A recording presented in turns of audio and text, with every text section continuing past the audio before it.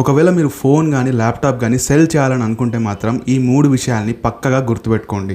ఇవి కంప్లీట్ చేయకుండా ఫోన్ని కానీ ల్యాప్టాప్ కానీ అమ్మొద్దు. ఎందుకంటే మీ పర్సనల్ డేటా లీక్ అయ్యే ఛాన్సెస్ చాలా ఎక్కువగా ఉంటాయి. ఫస్ట్ పాయింట్ వచ్చేసి మీ ఈమెయిల్ అకౌంట్స్ ఉంటాయి కదా, అది జీమెయిల్ కానీ అవుట్లుక్ కానీ ఏదైనా సరే ఆ ఈమెయిల్ అకౌంట్ని కంప్లీట్గా లాగౌట్ అవ్వండి.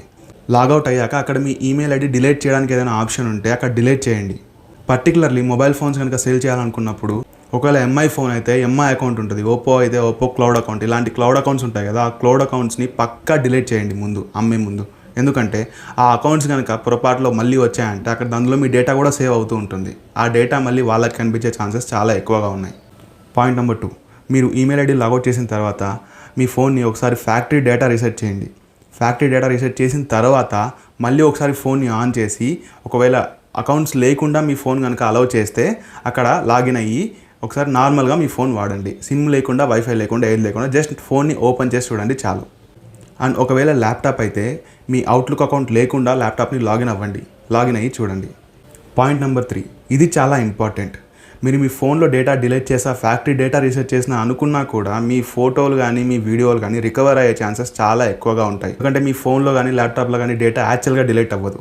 అక్కడ జస్ట్ డిలీట్ అయిందని చెప్పి ఎంటీ స్పేస్ కనిపిస్తుంది అంతే, డేటా అందులోనే ఉంటుంది.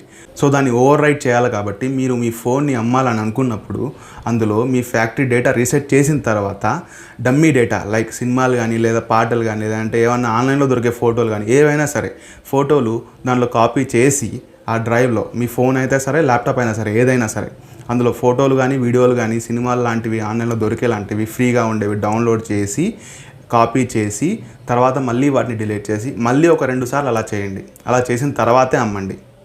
ఇలా చేయడం వల్ల ఏమవుతుందంటే ఒకవేళ మీ డేటాని రికవర్ చేయాలని ఎవరైనా అనుకున్నా కూడా ఆన్లైన్లో అందరికీ దొరికే ఇన్ఫర్మేషన్ మాత్రమే ఉంటుంది. మీ పర్సనల్ డేటా రికవర్ అయ్యే ఛాన్సెస్ చాలా తక్కువ. ఎందుకు ఇన్నిసార్లు పర్సనల్ డేటా అంటున్నానంటే చాలామంది వాళ్ళ పర్సనల్ డేటా ఎలా సేవ్ చేసుకోవాలో, ఎలా సెక్యూర్ చేసుకోవాలో తెలియక చాలా ఇబ్బందులు పడుతున్నారు. వాళ్ళ పేరు మీద ఫేక్ అకౌంట్లు క్రియేట్ అవ్వడం, వాళ్ళ ఫోటోలు మాఫ్ చేయడం ఇలా చాలా జరుగుతూ ఉన్నాయి. వీటన్నింటి నుంచి మిమ్మల్ని మీరు సేవ్ చేసుకోవాలంటే ఈ పక్క 3 స్టెప్స్ ఫాలో అవ్వండి. ఈ వీడియోని మీకు తెలిసిన వాళ్ళకి షేర్ చేయండి. సో వాళ్ళు కూడా సేవ్ అవుతారు. Thanks for watching. Please subscribe.